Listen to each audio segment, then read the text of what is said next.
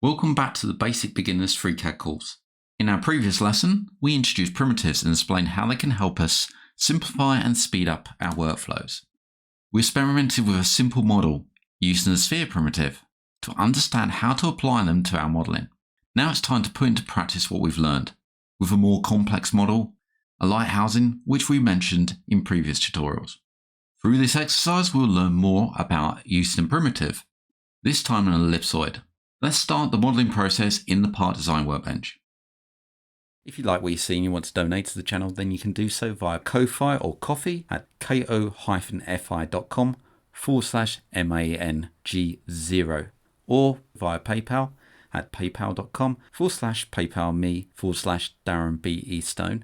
I also run a Patreon where you can get early access and additional content, and that's at patreon.com/MangoJellySolutions. Links can be found in the channel header, on the About page, or in the descriptions of these videos. So I've already opened up FreeCAD, and we'll come up to the new document, and we'll make sure we're in the Part Design workbench. From here, we'll create a new body and a new sketch. We're tackling the object in layers, so our first layer is the ring at the bottom. Place this along the XY plane. From here, if I look down to the right, I can see the scale is about 150 by 100 millimeters. The two circles we want to create is 37 millimeters, 40 millimeters. So we can zoom in a bit. So you can see the scale in here.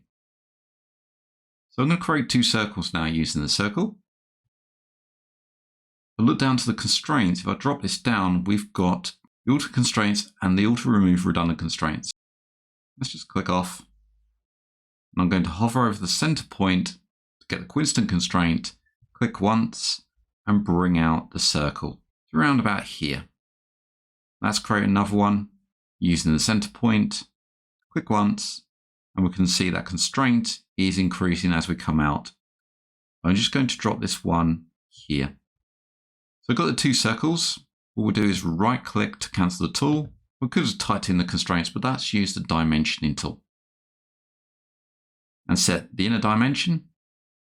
You can see we've got the diameter going across there. Click once and set this to 37 millimeters. Okay, that one. Dimensioning tool is still available because we selected it first. Click the outer and bring this out and set this one to 40 millimeters. Everything has gone green, got fully constrained sketch, and let's close out. So we've got the sketch in our tree view, which we can select. It's already selected there. And we come up and use the pad. Let's pad this to 8 millimeters. Notice the tip has gone to the pad now, the last operation. So we have our first operation. Zoom in and we're going to attach a sketch to this face here. Select it once. If we click it again, it's going to select the whole body, which means our attachment will be incorrect. We need to select the top face only. And we create a sketch. The sketch now sits in line with the plane of this face. I'll select top. And we'll zoom out a bit. We're going to create a number of arcs. So I'm going to first use the create arc by 3 points. And we'll place an arc at the top, the bottom, and at the sides. Notice they're not connected to anything at the moment. Our arcs are placed. We right click to cancel the tool. I'm going to take the center of these arcs, take the center and place it along the horizontal line with a coincident constraint. Let's do the same with the other arcs. So using the coincident constraint, whilst nothing's selected, we'll work our way around the centers, so the center of this one, to the horizontal axis, and we're going to take the centers of the other arcs and place them to the center point. And the same with this one.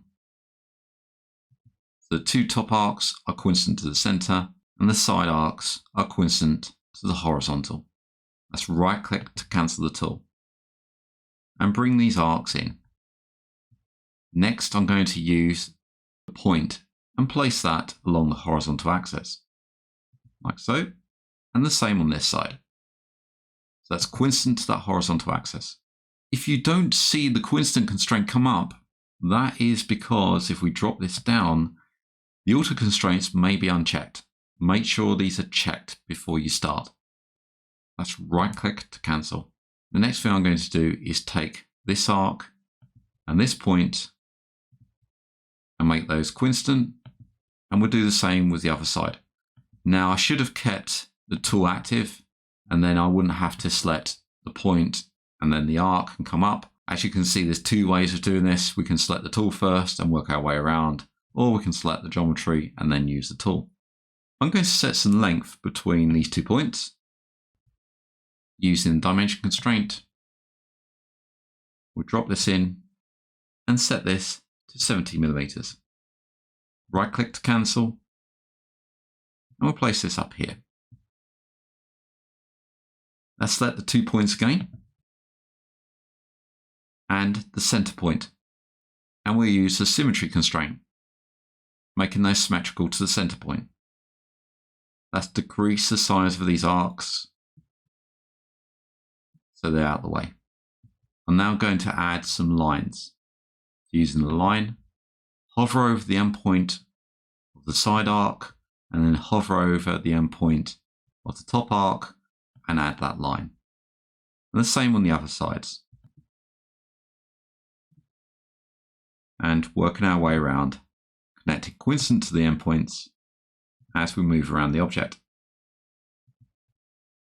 Let's right click to cancel, and now I'm going to set some length of this line by selecting the dimension tool and set the length.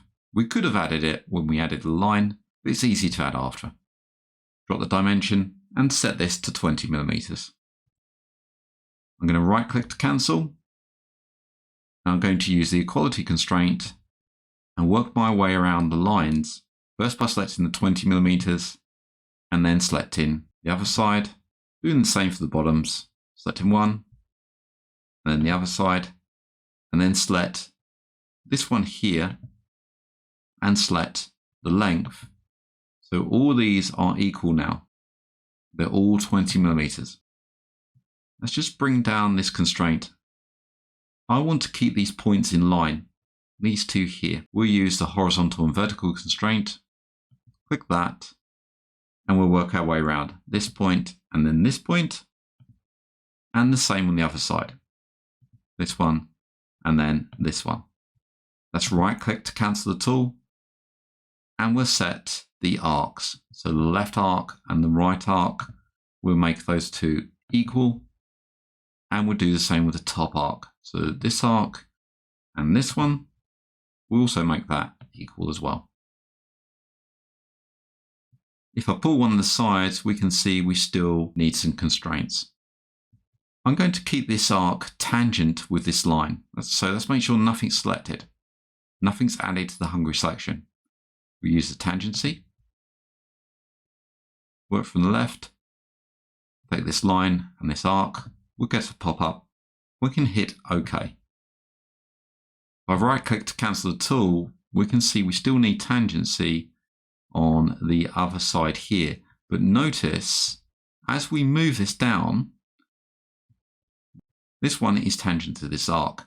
Because these are kept in constraint with the height and symmetrical to the center, that tangency will be kept between these two. So let's hit the tangency constraint again and select this arc and this line, and OK. Right click to cancel the tool, and now we've got tangency going across there, and we can constrain down the arcs now. Take the top arc, use the dimension tool, we get a radius. Let's drop that and set that one to 27.5 millimeters. The dimension tool is still active. Let's take this arc now. You notice everything is become fully constrained. And let's drop and set that one to 25 millimeters. Right click to cancel, get the mouse pointer back, and now I want to create a hole in the middle. For that, I'm going to use a circle. We'll hover over the center point, which is quite obscured at the moment with constraints. Let's just right click and move this constraint out of the way. So the 70 millimeters, move that out of the way. We can see the point is highlighting. We could hide the symmetrical constraint by coming in and finding it in the left-hand side here. And if we find that one, we can highlight it and just use the tick by the side of it and make that disappear. Use the circle, hover over the center, coincident to the center, and bring the circle out and drop it. Right click to cancel the tool.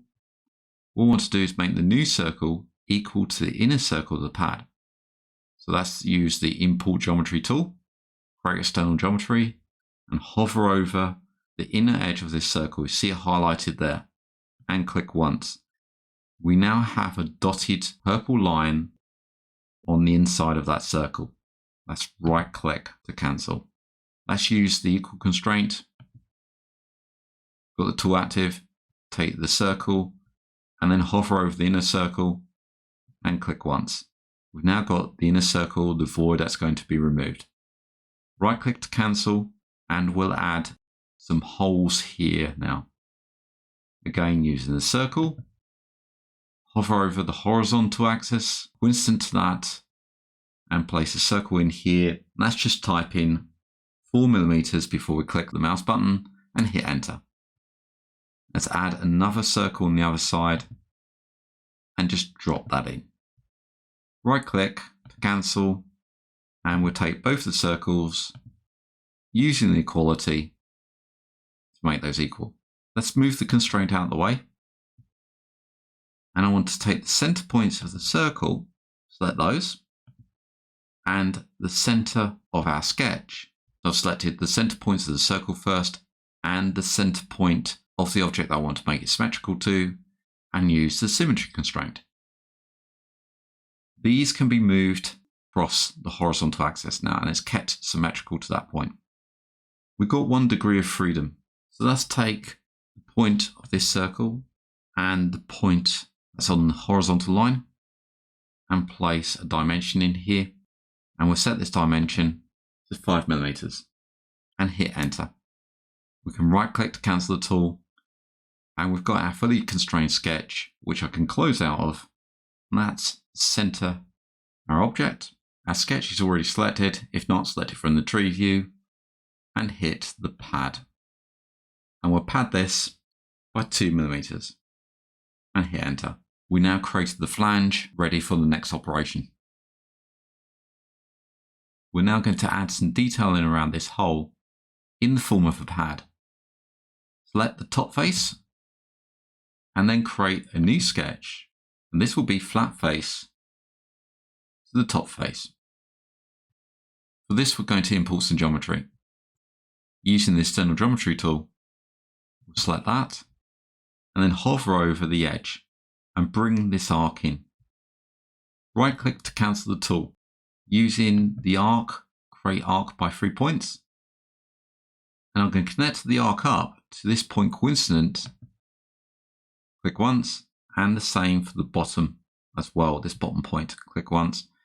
Drop the arc away from the imported arc, and also do not attach it tangent to this horizontal axis. Make sure you got the pointer down here and just drop the arc in.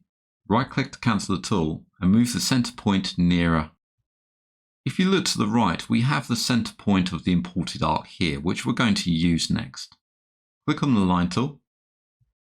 We'll connect up to the top point and to this center point. This line is fully constrained. We'll do the same with this point and the bottom of the arc as well. If it doesn't look constrained, it's still white. Right click to cancel, and then just pull the arc and have a look to see what's happened. You notice the line is actually constrained. This is due to a small bug in FreeCAD. If it was still white, then we would look at this point here and reconstrain the point. If we look to the left, you may see that there's a point on object constraint, which we can delete and add a proper constraint in here by highlighting both the points, by dragging a square around them, and using the coincident constraint. You notice the geometry is in this void. This is fine because our next operation will remove the material created with this geometry. Just makes it easier to sketch. Otherwise, we would have to import this circle and include it in our geometry. Now I'm going to take this arc and this imported geometry and make those equal. Let's use the equality constraint and select the arc and the imported geometry. It is now fully constrained. Right click to cancel, and I want to make the same geometry but for the inner. Click in some blank space and highlight all of the geometry. Right click and use the offset geometry. The geometry will now offset. If we look to the left, we add an offset constraint. And you notice as we move in, the constraint goes to negative value and a positive value as we move out. So we want to set this to -1.5 and hit enter. So at the moment we've still got 3 degrees of freedom. And this is because the geometry over here is mobile. Notice how this has gone green now. And we can set this. This is just construction geometry. We could set this connected to the line, but this is all locked down and it's not going anywhere, which is fine. I want to mirror this over the other side. Now I could use a mirror operation, but I want to leave that to one of the chapters in the course regarding patterning. To mirror this geometry, let's click on the top. I'm going to first highlight it. So we're highlighting all the geometry, including the construction geometry, this one here. And we're going to right click and select symmetry. This isn't a symmetry constraint, this is a symmetry tool. When we click, we get the symmetry icon for our mouse pointer. And if we hover over the vertical axis, you see our geometry is in the right place. Let's click to set that. It is not fully constrained, although the constraints have come over. The reason why is that we haven't imported this edge here, and it's not connected up to the edge either. It's also not connected to our center point because we have no center point. So that's used to create external geometry. That and import the external edge. So we'll zoom in and highlight that external edge there. Click, it's coming in purple. Right click to cancel the tool, and we use the coincident constraint. Click that, take this point and this point, make those coincident, move up to the top and do the same. This point and this point, they're coincident now. Let's right click to cancel the tool and see what we have here. So this can be moved at the moment.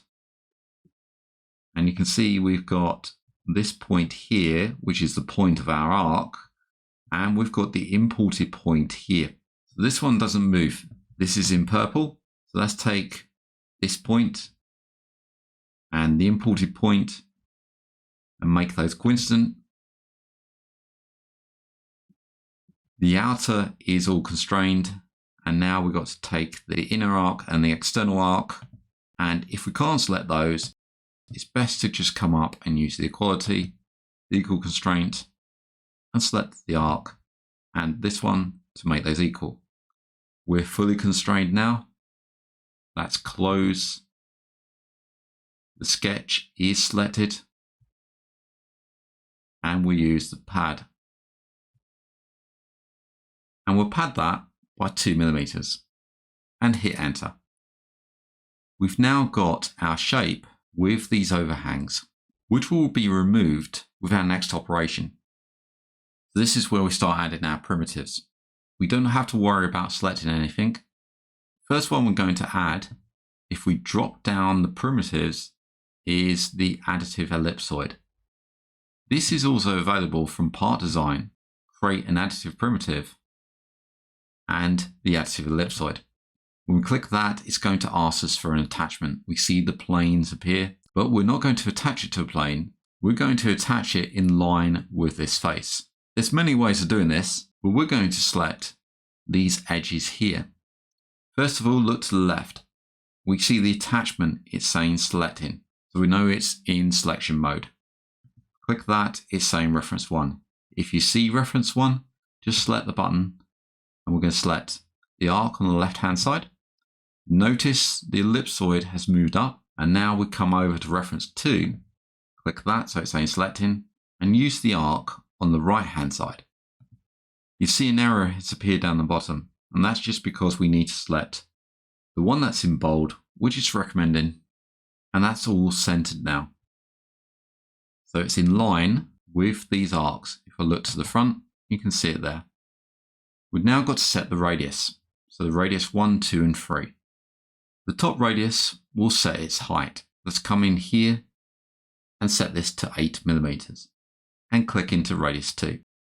Radius 2, let's bring this round this way so we can see it. We'll set this one 20 millimeters and click off. So that sets the radius of this way. Radius 3, highlight that and set that one to 25 millimeters. So we've got our ellipsoid now.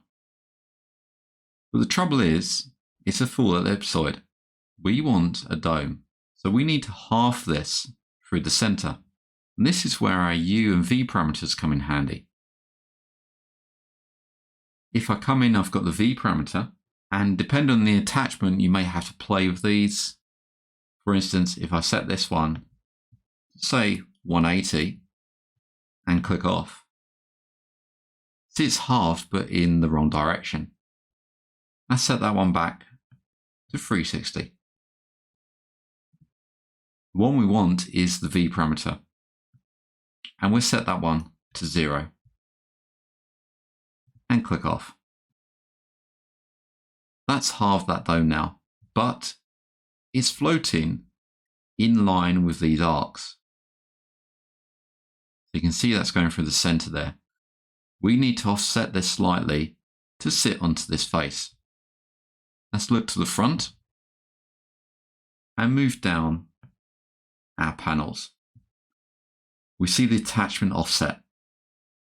And if we go in the Z direction, highlight that and set this to 2 millimeters and click off, it moves up in the positive. And if we set this to -2 and click off, it will move down in the negative. And you notice that it's now in line with this top face because this was a 2 millimeter pad here. We've now got an ellipsoid. Let's come up to the top and hit OK. We're almost finished, but we need to remove this inner area here. You notice that we have the overhangs that have just created a face in there. So they've been absorbed into this operation. So next operation, we're going to use the subtractive ellipsoid, or come up to Part Design, create a subtractive primitive, and then pick the ellipsoid from there. Now, one thing we're going to do is make sure that this is transparent so we can see how much wall we're taking away from inside. So we want to remove this void and leave a wall inside here to make this hollow. To do that, let's come over to the Model tab. Where we've got the body, right click and use the toggle transparency. This is now transparent, which means when we're going back to the tasks, we can create our ellipsoid and see the effects straight away on this object. So first of all, we need to select the attachment. Now, because I selected the body and right clicked and toggle transparency, it's going to place the body in the attachment. It's the last thing I selected. So we can click on the button again, so it's saying selecting, and select the same attachment. So I want this edge here. It's added that to there. And now we want reference 2. Click that, so it's saying selecting, and select the edge on the other side. That's centered now across there. For the time being, come up and enter the same radius for each of these as the other ellipsoid, which was 8, 20, 25, and then the V parameter of 0. Make that half. Make sure that the inertial CS is selected for the attachment. And in the Z direction, we want this -2 millimeters. See, that's absorbing the whole of that ellipsoid at the moment. So the whole of that's going to be taken away. Come back up the top. So we need to change these. And we need to -1 of them.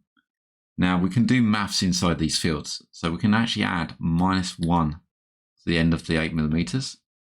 Make that 7. -1 to that one, to the 20 to make that 19. And -1 to the 25 to make that 24. And let's move that back now, so we can got that wall in there. I'm happy with that. And we can see that what that's going to remove. So we can see the transparency option allows us to see in there to see what our next operation will do. And also it will remove this face in here as well. So if I hit OK, we can see what's happened. The transparency is still on. We can see in there, we can see the wall. Now if I come over to the body, right click and toggle transparency again. See the last operation is a subtractive ellipsoid. We've got the tip icon in there. And we now have our finished object. So through this tutorial, we've learned how to create an additive and a subtractive primitive, and how to layer operations to create our end result. As we've progressed through this course, we've consistently used a common feature in FreeCAD, and this is the attachment and placement. Even when creating simple models with a single profile, we have attached the sketch to one of the base planes. Before learning other operations in the part design, we will start to learn more about the placement, attachment, and orientation, along with the local and global coordinate systems that govern this process. In the next chapter, we will dive deeper into these concepts to better understand how they influence our designs. So I hope you enjoyed that exercise, and I look forward to seeing you in the next episode.